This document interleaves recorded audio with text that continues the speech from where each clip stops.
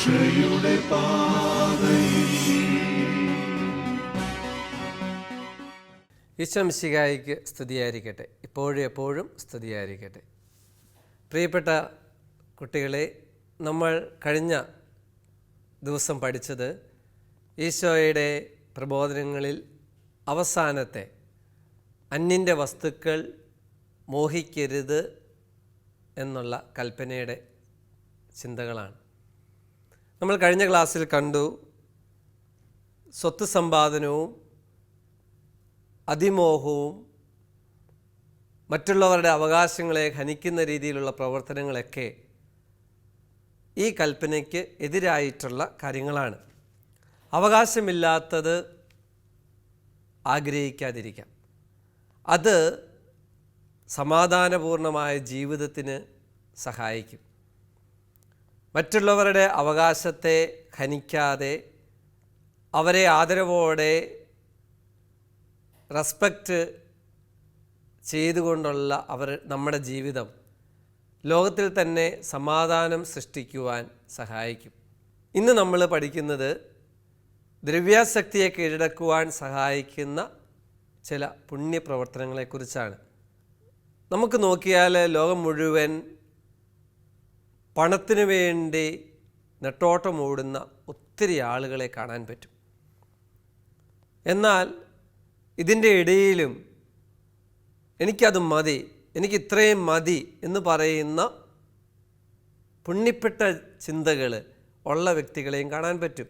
ബഹുമാനപ്പെട്ട സിസ്റ്റേഴ്സ്, സന്യസ്തർ, സന്യാസ ജീവിതം നയിക്കുന്നവർ, ഒത്തിരി ആളുകളെ നമുക്ക് കാണാൻ പറ്റും. എനിക്കിത് മതി, എനിക്കിത്രയും മതി എന്നൊക്കെ.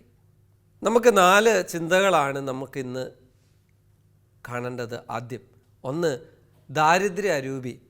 ദാരിദ്ര്യ അരൂപിയിൽ ജീവിക്കുക എന്ന് പറഞ്ഞാൽ ഭൗതിക വസ്തുക്കളിൽ അല്ല അവരുടെ സന്തോഷം. ബഹുമാനപ്പെട്ട സിസ്റ്റേഴ്സിൻ്റെ വ്രതങ്ങളിൽ ഒന്ന് ദാരിദ്ര്യം.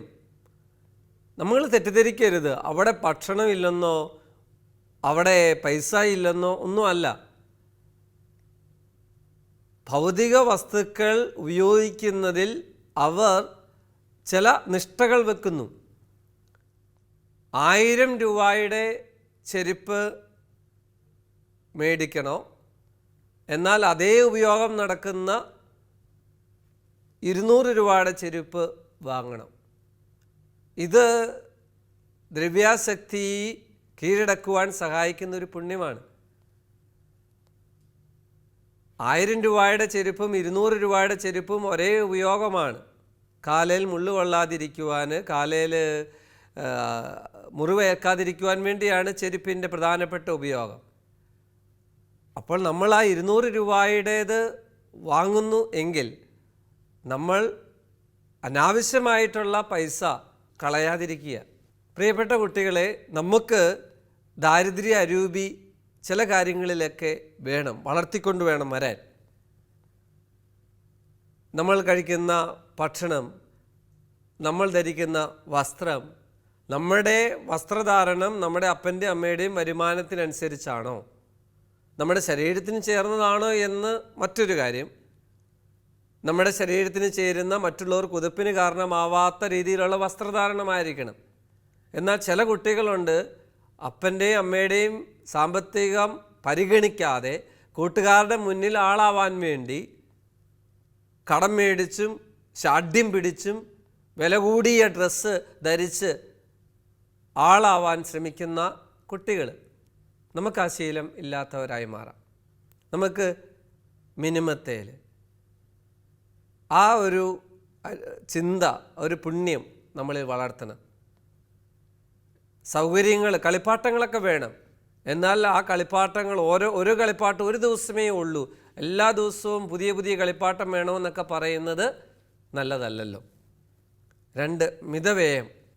ഒരുവൻ്റെ ആവശ്യത്തിന് മാത്രം സ്വത്ത് വ്യയം ചെയ്യുകയും അതിൽ കൂടുതലുള്ളത് അവരൻ്റെ വളർച്ചയ്ക്കായി നൽകുകയും ചെയ്യുന്ന പ്രവർത്തന രീതിയാണ് മിതവ്യയം. നമുക്കും മതി എന്ന് പറയുന്ന ഒരു സംസ്കാരം വളർത്താം. നിങ്ങൾ വിദ്യാർത്ഥികൾ, എനിക്കത് മതി, നമുക്ക് ഒന്നിനെയും അനാവശ്യമായിട്ട് നഷ്ടപ്പെടുത്താതിരിക്കാം.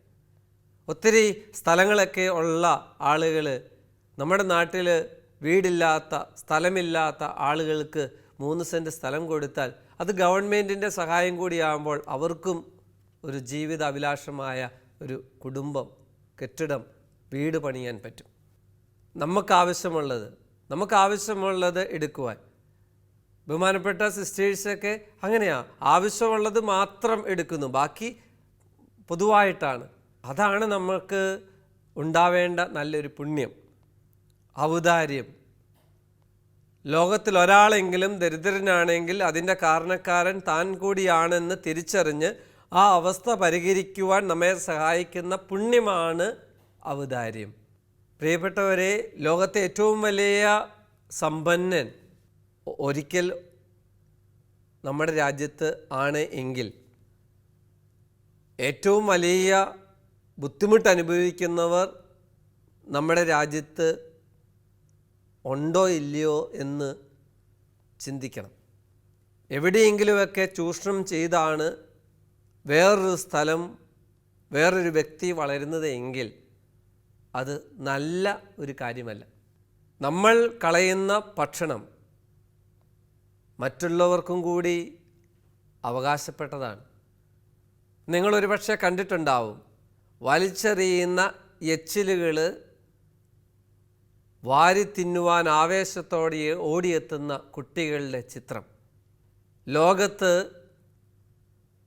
പ്രതിദിനം ആയിരക്കണക്കിന് കുട്ടികളാണ് പോഷക ആഹാരക്കുറവ് കൊണ്ട് മരണപ്പെടുന്നത്.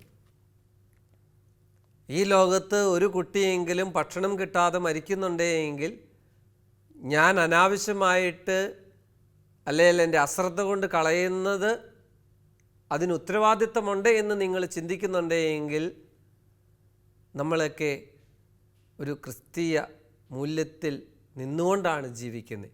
ഒപ്പം നമ്മൾ ഭക്ഷണം കളയാതിരിക്കാൻ ശ്രമിക്കുകയും ചെയ്യണം. ചിന്തകൾ മാത്രം പോരാ, നമ്മുടെ പ്രവർത്തനങ്ങൾ കൂടി അതനുസരിച്ച് ക്രമീകരിക്കണം. 4-മത്തെ ഒരു പുണ്യമാണ് സംതൃപ്തി, സാറ്റിസ്ഫാക്ഷൻ. നമ്മുടെ ഓരോ പ്രവർത്തനങ്ങളിലൂടെയും നമ്മുടെ സാറ്റിസ്ഫാക്ഷൻ ഇൻഡെക്സ് വർദ്ധിപ്പിക്കണം.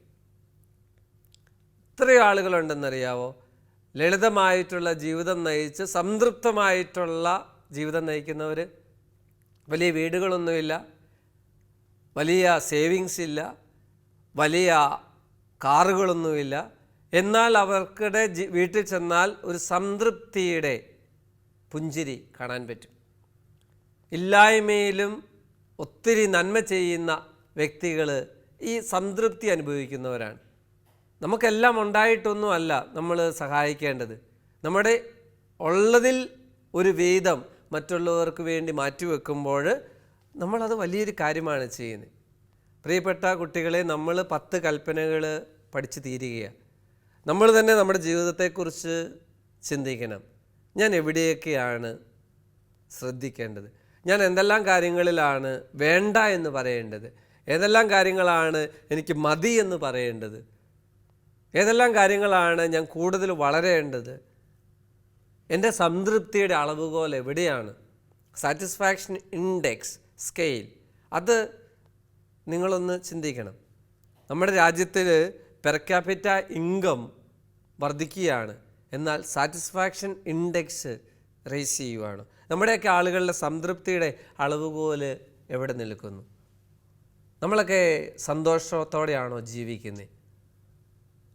ഫ്രാൻസിസ് മാർപ്പാപ്പ പറയുക, ആനന്ദിക്കുവിൻ, ആഹ്ലാദിക്കുവിൻ, ആനന്ദിക്കുവിൻ, ആഹ്ലാദിക്കുവിൻ. എപ്പോഴാണ് നമുക്ക് സന്തോഷിക്കാൻ പറ്റുന്നത്? വിശപ്പ് മാറുമ്പോൾ. ലോകത്തുള്ള എല്ലാവരുടെയും ചുണ്ടിൽ പുഞ്ചിരി ഉണ്ടാകുന്നത് എപ്പോഴാണെന്നറിയാവോ? വിശപ്പ് ഇല്ലാതെ വരുമ്പോഴാണ്. ആ വിശപ്പ് മാറണമെങ്കിൽ നമ്മളെല്ലാം ഒരു കുടക്കീഴിലേക്ക് ലോകം ഒന്നായിട്ട് കാണാൻ നമുക്ക് പറ്റണം. ലോകത്തിൽ ഒരാളുടെ വിഷമം നമ്മുടെ പ്രശ്നമായിട്ട് മാറണം. അതിന് പറയുന്ന പേരാണ് എമ്പതി, നോട്ട് സിമ്പതി. എമ്പതി എന്താണ്? മറ്റുള്ളവരുടെ പ്രശ്നം എൻ്റെ പ്രശ്നമായിട്ട് കാണാനുള്ള ശേഷിയാണ് എമ്പതി. അപ്പം നമുക്കും ആ പുണ്യം നമുക്ക് ഡെവലപ്പ് ചെയ്യാം. 11-ാമത്തെ പാഠത്തിൽ നമുക്ക് പഠിക്കാനുള്ള മറ്റൊരു ഭാഗമാണ് പ്രകൃതിയെ പരിപാലിക്കുന്ന ഒരു വ്യക്തിയായിട്ട് നമുക്ക് മാറണം. പ്രപഞ്ചത്തിൻ്റെ ഉടമസ്ഥർ നമ്മളല്ല, കാര്യസ്ഥരാണ് നമ്മൾ. ദൈവം സൃഷ്ടിച്ച പ്രപഞ്ചത്തിലെ ഓരോ വസ്തുക്കളെയും സംരക്ഷിക്കേണ്ട ഉത്തരവാദിത്തം നമുക്കുണ്ട്. കേടുപാടില്ലാതെ അടുത്ത തലമുറയിലേക്ക് കൈമാറ്റം ചെയ്യണം. ഓർക്കുക, നമ്മുടെ രാജ്യത്ത് ഓക്സിജൻ സിലിണ്ടറുമായി ക്യൂ നിൽക്കേണ്ട ഒരു കാഴ്ച നമ്മൾ കണ്ടു. മരങ്ങൾ അനാവശ്യമായിട്ട് നശിപ്പിക്കുമ്പോൾ, വേസ്റ്റ് അനാവശ്യമായിട്ട് കത്തിക്കുമ്പോൾ നമ്മൾ പ്രകൃതിയെ ചൂഷണം ചെയ്യുകയാണ്. പ്രിയപ്പെട്ടവരെ, പ്രകൃതിയെ ചൂഷണം ചെയ്യാതെ പരിപോഷിപ്പിക്കുവാൻ നമ്മൾ പരിശീലിക്കണം. നിങ്ങളുടെ വീട്ടിലെല്ലാം പച്ചക്കറി തോട്ടമുണ്ടാവട്ടെ, ചെറിയ ചെറിയ പൂന്തോട്ടങ്ങളുണ്ടാവട്ടെ. ആ പൂന്തോട്ടത്തിൽ പൂമ്പാറ്റ വരും. ആ പൂമ്പാറ്റ കാഴ്ചക്കാർക്ക് നല്ല കണ്ണിന് കുളിർമ നൽകും. നല്ല തേൻകുടങ്ങൾ, തേനീച്ചകൾ നിറയ്ക്കട്ടെ. നല്ല ആരോഗ്യമുള്ള ഒരു സമൂഹമുണ്ടാവട്ടെ. ശുദ്ധവായുവുള്ള ഒരു ഇടമുണ്ടാവട്ടെ. നമുക്ക് പ്രാർത്ഥിക്കാം. ഞങ്ങൾക്ക് ആവശ്യമായവ നൽകി ഞങ്ങളെ അനുഗ്രഹിക്കുന്ന ദൈവമേ, എപ്പോഴും സംതൃപ്തമായി ജീവിക്കുവാൻ ഞങ്ങളെ സഹായിക്കണമേ. ഈശോയെ, 10 കൽപ്പനകളും ഞങ്ങളുടെ ഹൃദയത്തിൽ കുറിക്കപ്പെടട്ടെ. 10ാമത്തെ കൽപ്പനയായ അന്യൻ്റെ വസ്തുക്കൾ ആഗ്രഹിക്കരുത് എന്ന കൽപ്പനയിലൂടെ ഒരു മനുഷ്യൻ വേറൊരു മനുഷ്യനെ മനുഷ്യനായിട്ട് കാണുവാനുള്ള വലിയ ശേഷി വളർത്തിക്കൊണ്ടുവരണമേ.